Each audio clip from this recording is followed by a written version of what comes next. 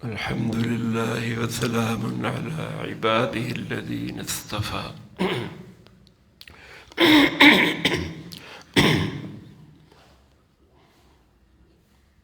اہل کتاب تین طرح کے لوگ تھے.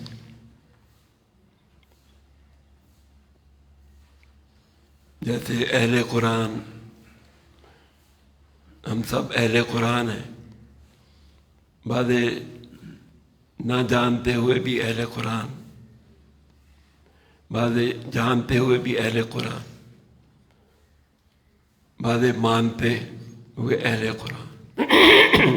ایسے ہی اہل کتاب بھی بعض کتاب سے جاہل، لیکن کتاب تو اللہ نے دی تھی، اس لیے بھی ان کو اہل کتاب کہتے. بعض جاننے والے عالم لیکن ماننے والے نہیں تھے. تیسری قسم کی، تیسرے وہ جو ماننے والے، جیسے عبداللہ بن سلام، کعب بن مالک، کعب بن احبار.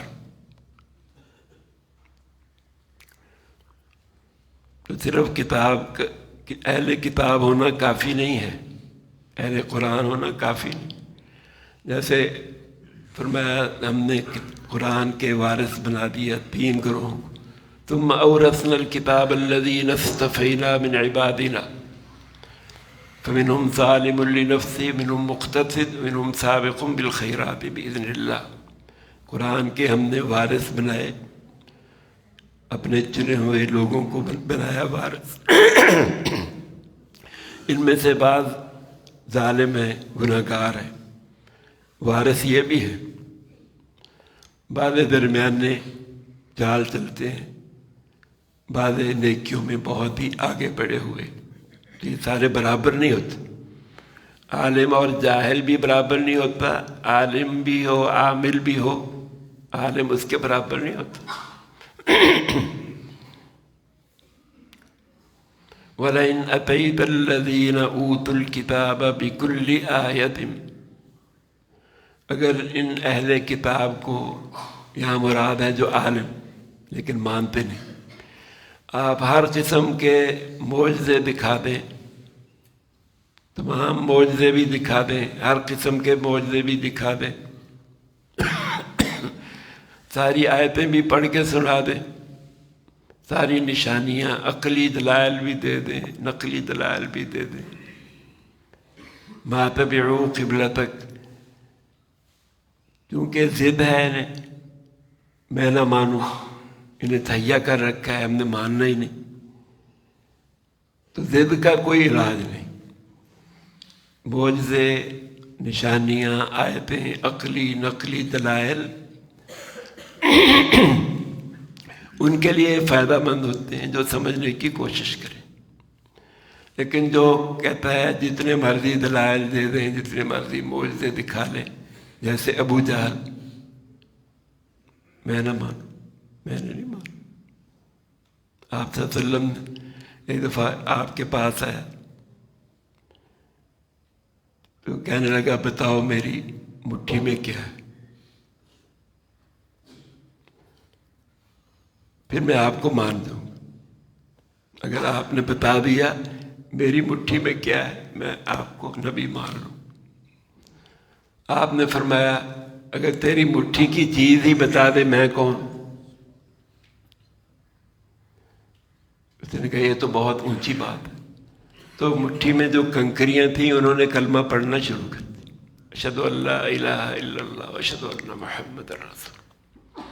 انہیں چلا کے مارا، کم بختو تم پہ بھی جادو ہو گیا. میں نہ مانوں.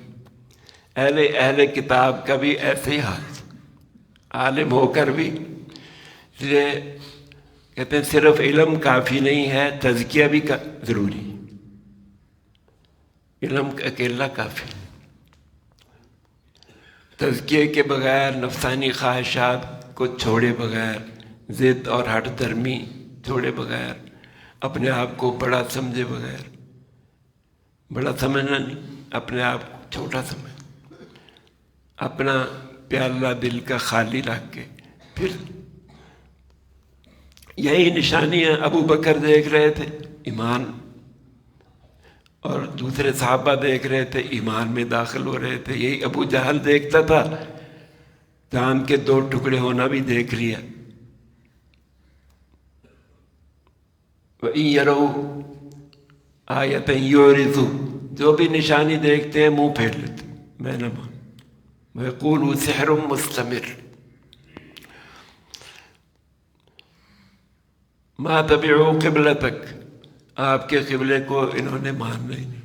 جتنی مرضی نشانیاں، جتنی مرضی ان کو سمجھا لیں. وَمَا أَنْتَ بِتَابِعٍ قِبْلَتَهُمْ، آپ بھی انہیں بتا دو میں بھی تمہارا اب آئندہ قبلہ کبھی نہیں مانوں گا. ہمیشہ کے لیے ہمارا قبلہ کعبہ بیت اللہ بنا دیا گیا، اب تم یہ امید ہٹا دو. تو کافروں کو 2 ٹوک جواب دینا چاہیے.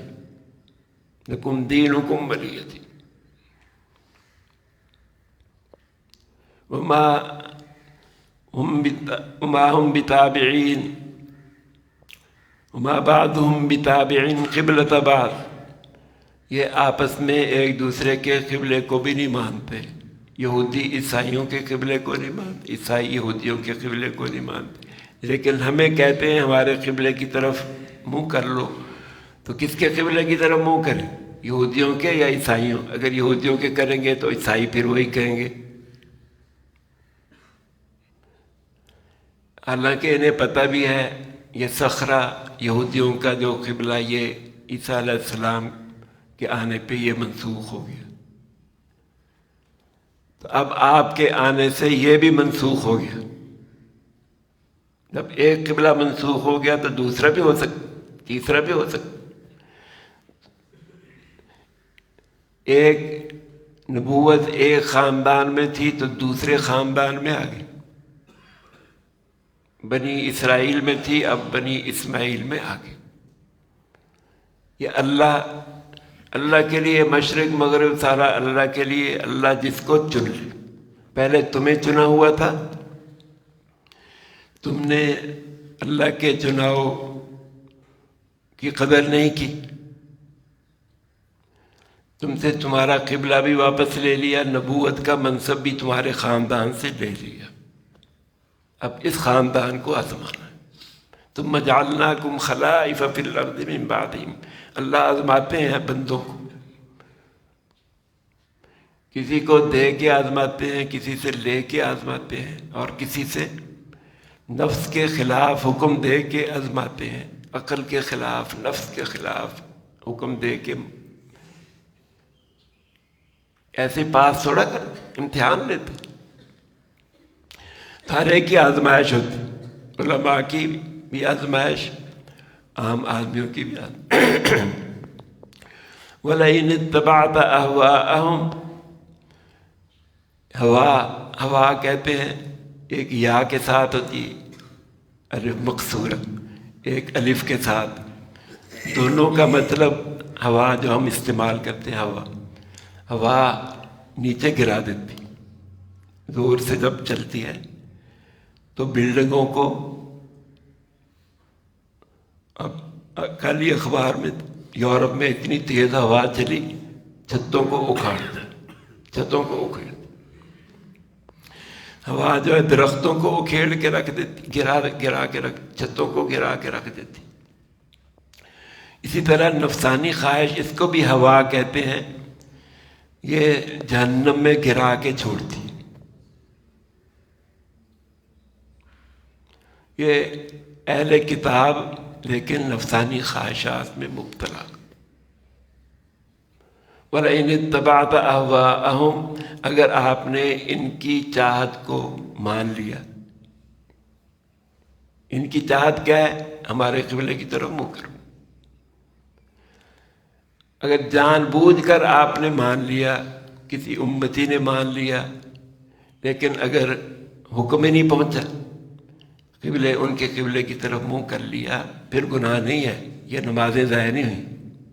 وَمَا كَانَ اللَّهُ لِيُضِيعَ إِيمَانَكُمْ، قبلے کا پتہ بھی چل گیا. صحابہ کو نماز میں پتہ چل گیا، وہیں سے قبلہ کی طرف رخ کر لیا. دیر نہیں کی کہ سلام پھیر کے تحقیق کریں. جنہوں نے ماننا ہوتا ہے فوراً مان لیتے. سعادت مند لوگ فوراً مان لیتے. صحابہ سعادت مند تھے، عقل مند تھے. تو یہ بے وقوف.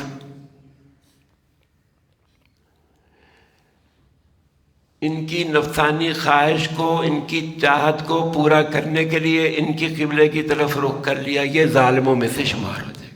جان بوجھ کر کیا. تو جنہوں نے حکم آنے سے پہلے، معلوم ہونے سے پہلے، قبا والوں کو بعد میں پتہ چلا، تو جو نماز پڑھی ہے وہ گناہ نہیں ہے، بلکہ وہ نماز بھی قبول ہوگی. جیسے اندھیرے میں کسی کو پتہ نہیں چلا قبلے کا، اس نے نماز پڑھ لی، نماز ہوگی. چاہے بیت المقدس کی طرف ہی پڑھ لی ہو، یہ گناہ نہیں ہوا. سفر میں پتہ نہیں چلا، بیت المقدس کی طرف پڑھ لی یا کسی اور طرف پڑھ لی، یہ بھی نماز ہو گئی. ایسے ہی نفلی نماز شروع کر لو قبلے کی طرف رخ کر کے، پھر سواری جدھر جائے نفل پڑھتے رہو، یہ نماز ہوگی. ایسے خوف میں، جنگ میں نماز بگدڑ مچ گئی، پیچھے بھاگ رہے ہیں، تو جیسے بھی نماز پڑھ لی نماز ہوگی. لیکن جان بوجھ کر اگر قبلے سے رخ پھیرا، ان کے قبلے کی طرف کر لیا، ان کو خوش کرنے کے لیے کر لیا، اللہ کو خوش کرنے کے لیے، اللہ کے رسول کو خوش کرنے کے لیے نیت نہیں کی، تو پھر یہ ظالموں میں سے شمار. وَلَئِنِ اتَّبَعْتَ أَهْوَاءَهُمْ، ان کی نفسانی خواہشات، یہ دونوں کی خواہش یہی تھی، اس لیے جمع کا صیغہ پر استعمال. قلوبکما، قد صغت قلوبکما، دو کے لیے بھی جمع کا صیغہ استعمال ہو جاتا. یا ان میں سے جتنے بھی لوگ ہیں سب کی خواہش یہ تھی، ان سب کی خواہش، ایک رب کی چاہت کو پورا کر لو، سب کی خواہش کو پورا نہ کرو. ایک رب کو راضی کرو. عبداللہ بن سلام یہودیوں کے عالم جب مسلمان ہو گئے، انہوں نے سوچا، اپنے ذہن سے سوچا کہ اونٹ کا گوشت اور دودھ پینا یہ ضروری تو تھوڑا ہے، ضروری نہیں ہے. مسلمان پیتے ہیں، یہ یہودی نہیں پیتے، چلو میں نہیں پیتا، ان کی بھی رعایت کر لیں. ہفتے کے دن یہ عبادت کا دن مقرر کرتے ہیں، دنیاوی کاروبار نہیں کرتے، تو ہم بھی نہیں کرتے. یہ دل میں ہے. ان کی طرف تھوڑا سا مائل ہو، تھوڑا سا مائل ہونے کی نیت ہی کی ابھی تو آیتیں اتر آئیں. یا ایھا الذین آمنوا ادخلوا فی السلم کافۃ ولا تتبعوا خطوات الشیطان انہ لکم عدو مبین. اے ایمان والو، پورے کے پورے دین میں داخل ہو جاؤ، یہ شیطان کے پیروی نہ کرو، یہ شیطان کی پیروی. ان کو راضی کرنا، چلو یہ بھی راضی ہو جائے. جو آپ صلی اللہ علیہ وسلم نے بیت المقدس کی طرف نماز پڑھی، وہ ان کو راضی کرنے کے لیے نہیں پڑھی تھی جو منسوخ ہونے سے پہلے.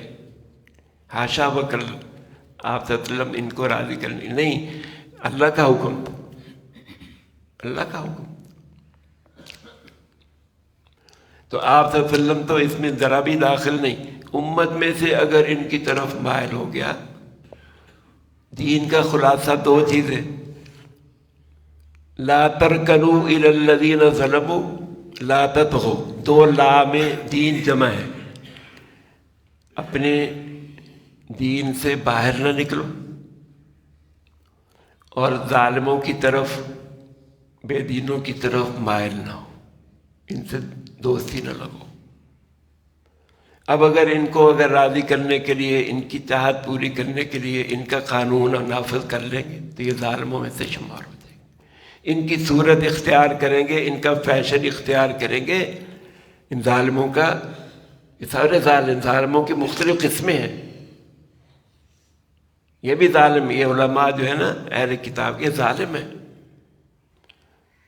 ظلم کہتے ہیں وضع الشیء فی غیر محلی، نفس کی بات نہیں ماننا، اللہ کی بات ماننی. نفس کی بات مان لی، ان کی نفسانی خواہش کو پورا کر دیا، یہ ظلم ہو گیا. یا کسی کا حق دبا لینا، یہ بھی ظلم ہے. ظلم کو ظلم اس لیے قیامت کے دن اندھیرے ہوں گے. الظلم ظلمات یوم القیامہ. ان کے گنگا کی، ان کے جمنا کی، ہندوؤں کی دیوالی کی ان کا احترام کر دیا، یہ بھی ان میں شامل ہو گیا.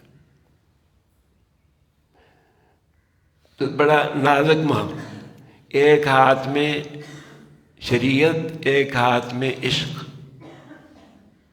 برکف جام شریعت، برکف سندان عشق. ہر ہوس نا کے ندانت جام و سندہ باختر. شریعت بھی ضروری ہے، عشق بھی ضروری. دین کی ہر بات سے عشق. آپ صلی اللہ علیہ وسلم کے اللہ سے محبت، کامل محبت. بے شریعت عشق ہم راہزن بہت. شریعت کے بغیر نرا عشق، یہ بھی ایمان سے آدمی ہاتھ دھو لیتا ہے. شریعت کا علم بھی ہونا. بے شریعت عشق ہم راہزن بود، گاہ روبا گاہ شیر افغن بود. بعض دفعہ بزدل بن جاتا ہے بیڑی اس کی طرف، لومڑ کی طرح. بعض دفعہ شیر بن جاتا ہے. میانہ روی اختیار، اعتدال نہیں رہتا. شراب عشق است ہم شکل نفاق. صرف علم ہو، شریعت کا علم ہو، عشق نہ ہو، یہ بھی نفاق کی ایک قسم ہے. عمل نہیں کرے گا، زبان سے کہہ رہا.